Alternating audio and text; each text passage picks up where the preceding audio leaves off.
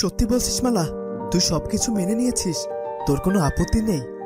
না, কোনো আপত্তি নেই। শুধুমাত্র একটাই কথা তোমাকে বলতে চাই আমি, সেটা কিন্তু তোমাকে রাখতে হবে বলে দিলাম। কি কথা মালা? বল, আমি তোর সব কথা রাখবো। সূর্য, তুমি আমাকে তোমার বউ বানাওনি ঠিক আছে, কিন্তু তোমার ভালোবাসার মানুষকে এনে আবার আমার সাথে বন্ধুত্বটাও ভেঙে দিও না। না না, এরকম কখনোই হবে না। তুই চিরকাল আমার বন্ধু হয়ে থাকবি।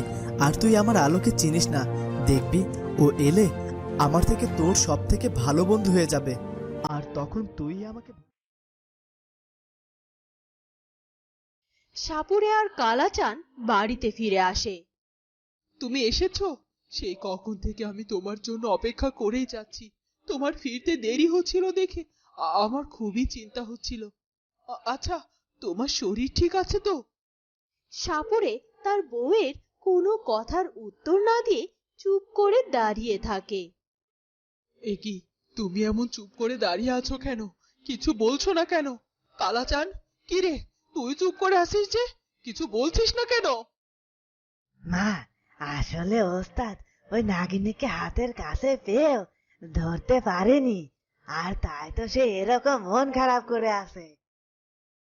এই, তোকে কি আমি বলেছি আমার মন খারাপ? আমার কোনো মন খারাপ নেই। শুধুমাত্র আমি এটা মেনে নিতে পারছি না, ওই সামান্য নাগিনীকে দুবার ধরতে ব্যর্থ হলাম, আর তুই বলছিস আমার মন খারাপ?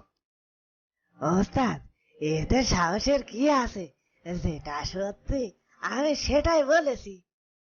কালাচান, তোর এত বড় সাহস, তুই আমার মুখে মুখে কথা বলিস? দাঁড়া, এক্ষুনি তোকে আমি উচিত শিক্ষা দিচ্ছি। দেখেছেন তো মা, ও ওস্তাদ আমার সাথে কেমন করছে? এ কি করছো তুমি? আর তোমাকে তোমাকে কাউকে কোনো শিক্ষা দিতে হবে না। আর কালাচান, তুই এখান থেকে যা। সারাদিন অনেক পরিশ্রম করেছিস, বাড়ি গিয়ে বিশ্রাম নে। হ্যাঁ হ্যাঁ, তাই যাচ্ছি। এ কথা বলে কালাচান চলে যায়। আজকাল এই কালাচানটা বড্ড বেশি কথা বলে। না, কালাচান বড্ড বেশি কথা বলে না। তুমি আজকাল বড্ড বেশি রেগে যাও। দেখো, তুমি আজকাল এমনটা কেন করো বলো তো? তুমি তো আগে এমন ছিলে না। সেই তুমি আর 5টা সাধারণ মানুষের মতো ছিলে। কোনোদিনও কোনো কিছুর উপর লোভ করনি। সারাদিন খেটে খুঁটে যা রোজগার করতে, তা দিয়ে তো আমাদের খুব ভালো মতো চলে যেত। আর সে সময় তো আমাদের সুখের কোনো কমতি ছিল না। তাহলে তাহলে হঠাৎ করে তুমি এভাবে পাল্টে গেলে কেন? কেন কেন তুমি এই সাপ ধরা শুরু করলে? বলো বলো তুমি। আমার ক্ষমতা, আমার ক্ষমতা লাগবে। ক্ষমতা, অনেক ক্ষমতা। ওই নাগিনীর সব শক্তি আর ওই নাগমণি, যার সাহায্যে আমি অনেক অনেক ধনী হতে পারবো। ওদিকে শকুনরাজ কিরণ আর রবিনকে নিয়ে চলতে থাকে। আর চলতে চলতে একসময় তারা আসমানে পৌঁছে যায় এবং কিরণ আর রবিনকে আসমানের একটি কারাগারে বন্দি করে রাখে। শকুনরাজ, তুই আমাদেরকে এভাবে বন্দি করে রাখলি কেন? ছেড়ে দে, ছেড়ে দে আমাদেরকে বলছি।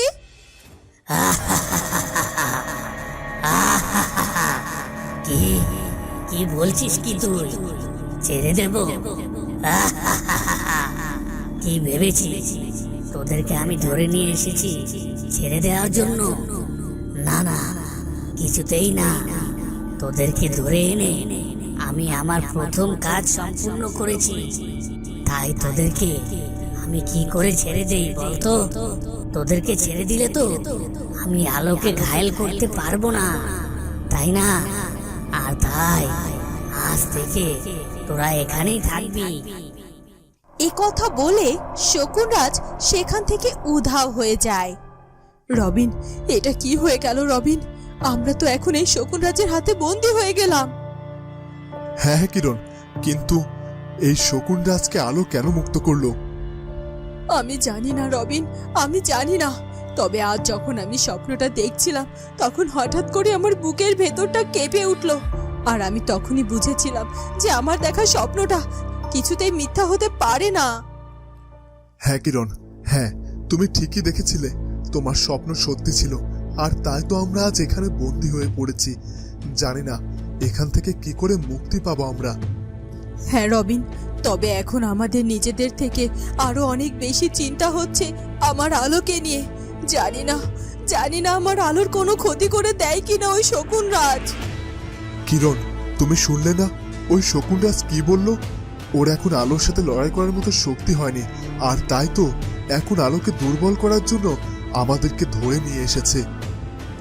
কিন্তু রবিন, ওই শকুন রাজ তো এটাও বলল যে ও যখন পরিপূর্ণ শক্তি ফিরে পাবে তখন আলোর ক্ষমতা নাকি ওর কাছে কিছুই নয়।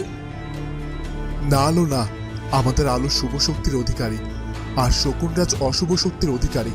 আর শুভ শক্তির সাথে কখনো অশুভ শক্তি জিততে পারে না, আর তাই তো জয় আমাদের আলোরই হবে। তাই যেন হয় রবিন, তাই যেন হয়। ওদিকে নাগজ্যোতিষী নাগমাতার কাছে গিয়ে হাজির হয়। নাগজ্যোতিষী, আপনি তো বলেছিলেন যে অমাবস্যার রাতেই নাকি আপনি আসবেন। তা অমাবস্যার রাত আসতে তো আরো 2 দিন বাকি আছে, তাহলে এখন হঠাৎ এখানে এলেন যে? তাহলে কি আবার কোনো বিপদের ইঙ্গিত পেয়েছেন আপনি? নাগমাতা, শুধুমাত্র বিপদের ইঙ্গিতই নয়, আমি মহা বিপদের ইঙ্গিত পেয়েছি। ওই আলো আপনাকে হত্যা করার জন্য খুব তাড়াতাড়ি নাগলোকে প্রবেশ করতে পারে। তাই নাকি? কিন্তু সে আমাকে তো ওই নাগলোকে পাবে না। কিন্তু আমি চিন্তায় আছি আমার নাগমণি আর বিশকিকে নিয়ে, কারণ ওই নাগমণি যদি একবার ওই আলোর হাতে চলে যায় তাহলে যে ওই আলোকে আমরা কেউ পরাজিত করতে পারবো না। নাগমাতা, আপনি একদম চিন্তা করবেন না, কারণ আমি নাগমণির সব শক্তিকে নষ্ট করে দিয়েছি। আর বিশকি যেন ওই আলোকে মোকাবেলা করতে পারে সেই শক্তি আমি ওকে দিয়ে এসেছি। কিন্তু নাগজ্যোতিষী, আপনি যে ওই নাগমণির শক্তিটা নষ্ট করে দিলেন, তাহলে এখন তো ওই নাগমণি আমাদের আর কোনো কাজেই আসবে না। নাগমাতা, আমরা যদি বেঁচে থাকি তাহলে ওই নাগমণির ক্ষমতা আমি ফিরিয়ে আনতে পারবো। আর যদি ওই নাগমণির শক্তি থাকা অবস্থায় ওটা আলোর হাতে পড়ে যেত তাহলে আমরা যে শেষ হয়ে যেতাম। আর তাই তো আমি এখন ওই নাগমণির থেকে আমাদের জীবনের প্রাধান্যটা বেশি দিয়েছি। ঠিক আছে নাগজ্যোতিষী, আমি সবটা বুঝতে পেরেছি।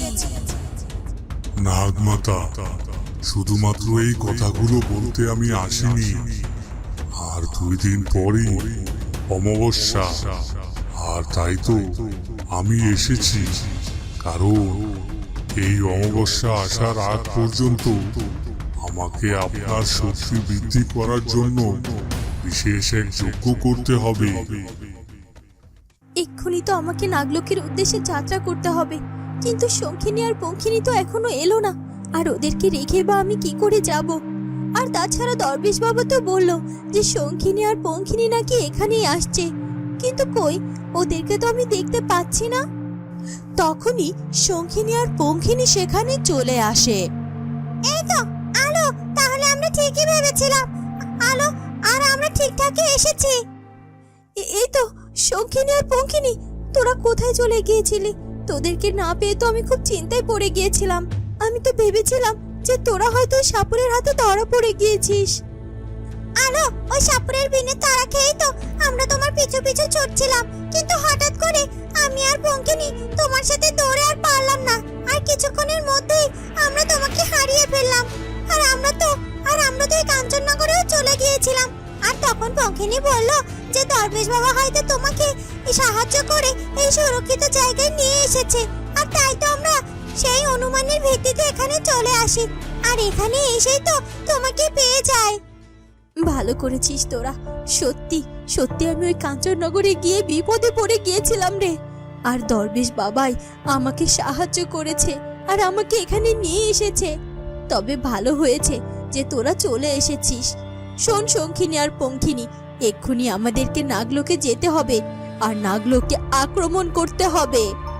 ঠিক আছে আলো, চলো তাহলে, এখান থেকে আর কিছুটা দূর এগিয়ে গেলে আমরা নাগলোকের কাছাকাছি চলে যাব। ঠিক আছে, তাহলে আমি এক্ষুনি সর্পরূপ ধারণ করছি।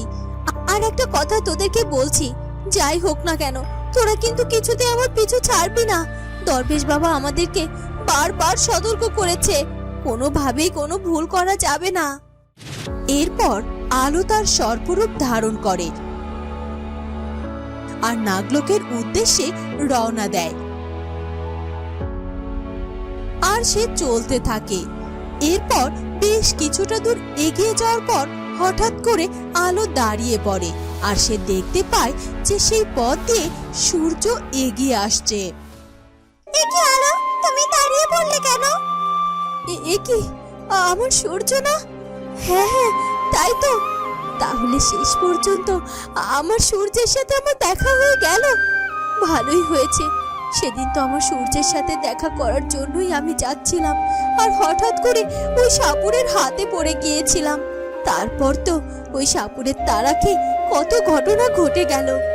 এরপরও আমি আমার সূর্যের দেখা পাইনি, কিন্তু বিধাতার কি অসীম দয়া যে এখন আমি আবারও আমার সূর্যকে আমার সামনে পেয়ে গেলাম। ওদিকে সূর্য একসাথে 3টি সাপকে দাঁড়িয়ে থাকতে দেখে অনেক অবাক হয়ে যায়। এ কি, এই সাপগুলো আমার দিকে এভাবে দাঁড়িয়ে আছে কেন? আর ওরা আমার দিকে তাকিয়ে এভাবে কি দেখছে? মনে হচ্ছে ওরা এক্ষুনি আমাকে আঘাত করবে, কিন্তু আমি তো ওদের কোনো ক্ষতিই করিনি।